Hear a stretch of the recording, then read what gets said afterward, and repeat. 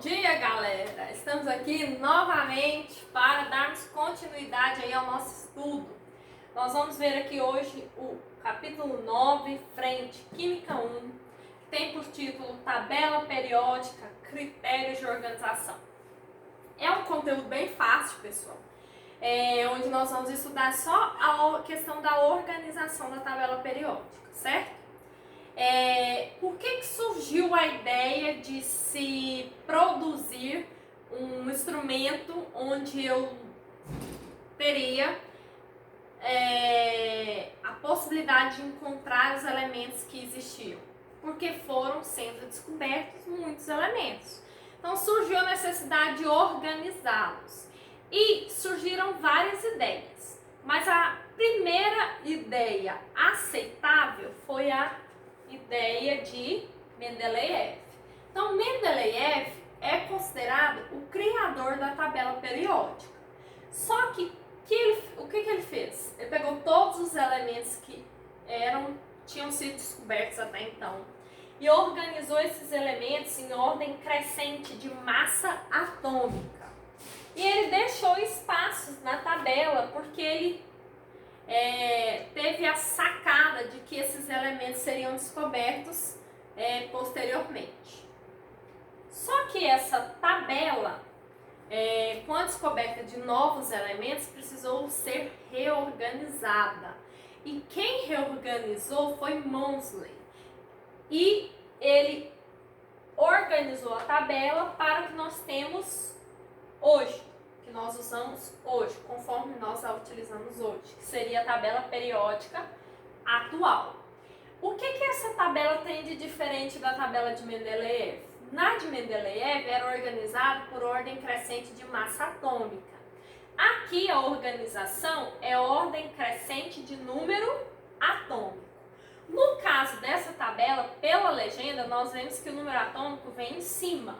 Então eu tenho 1, 2, 3, 4, 5, 6, 7 e assim por diante.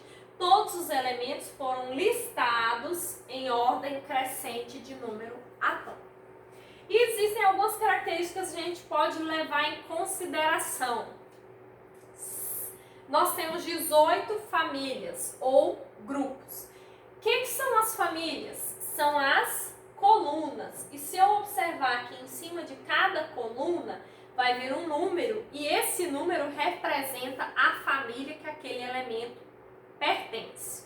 É importante salientar que elementos que são agrupados em uma mesma família apresentam características químicas semelhantes. Além de ser organizados em famílias, eles também são organizados em períodos, que seriam as linhas horizontais aqui da tabela. Então, eu tenho 1, 2, 3, 4, 5, 6, 7 períodos. E esses períodos se referem às 7 camadas da eletrosfera. Então, eu tenho aqui, K, L, M, N, O, P, Q. Então, recapitulando.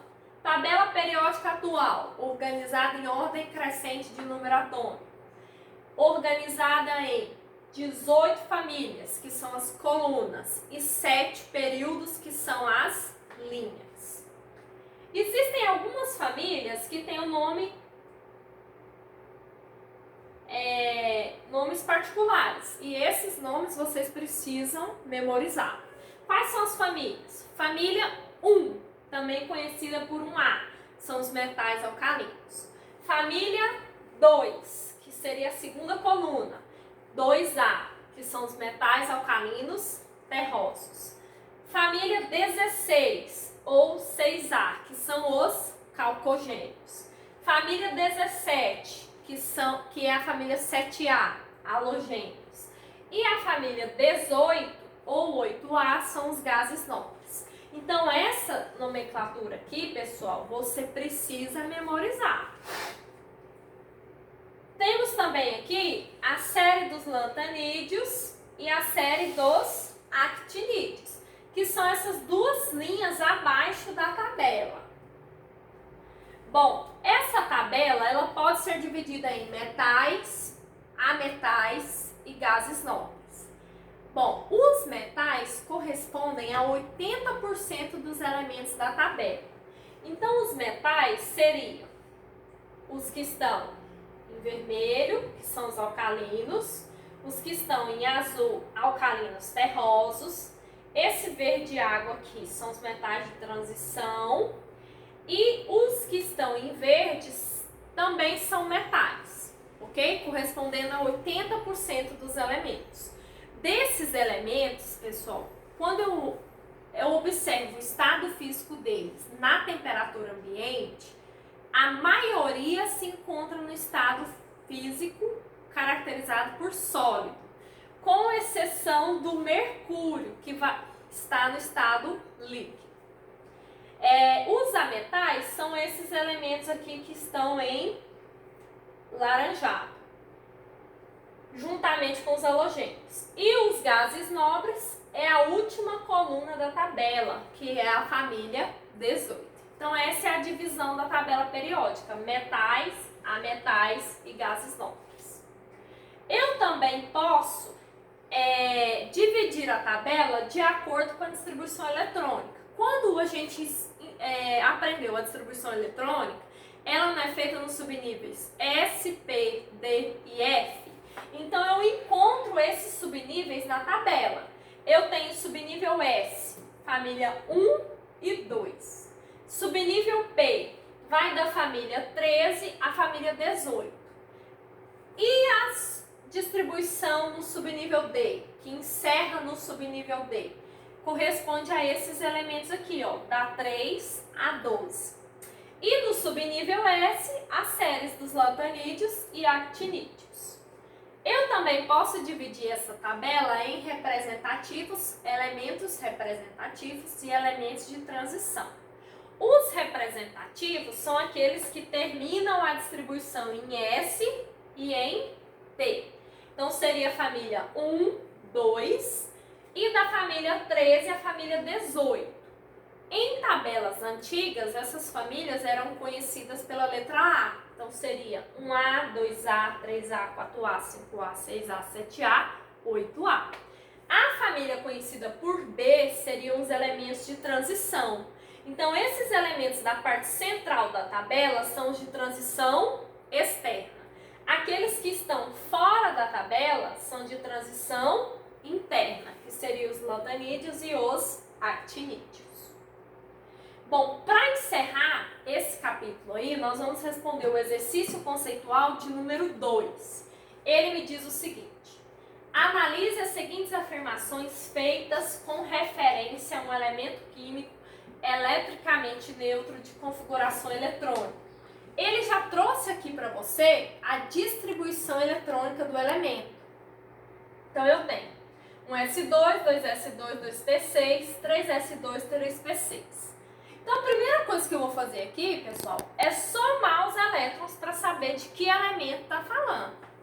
Então somando os elétrons, eu tenho 2 mais 2, 4, mais 6, 10, mais 5, 15. Um elemento de número atômico, 15. Esse elemento é quem na tabela? Fósforo. Agora eu vou analisar as alternativas. Trata-se de um calcogênio? Não. O fósforo, ele está na família 15, 5A. Para ser calcogênio, tem que estar na família 16, que é a 6A. Vamos analisar aqui as incorretas primeiro, tá? Possui 3 elétrons na valência? De valência? Não. Se você observar a camada de valência, não é 3S2, 3P3? Então, na camada de valência, eu tenho 5 elétrons e não 3 elétrons. Sobra para mim as alternativas corretas, que é o número 2 e o número 3. No número 2, está dizendo para mim, pertence ao terceiro período da tabela periódica? É só eu pegar uma tabela e achar o fósforo. Vai estar no terceiro período.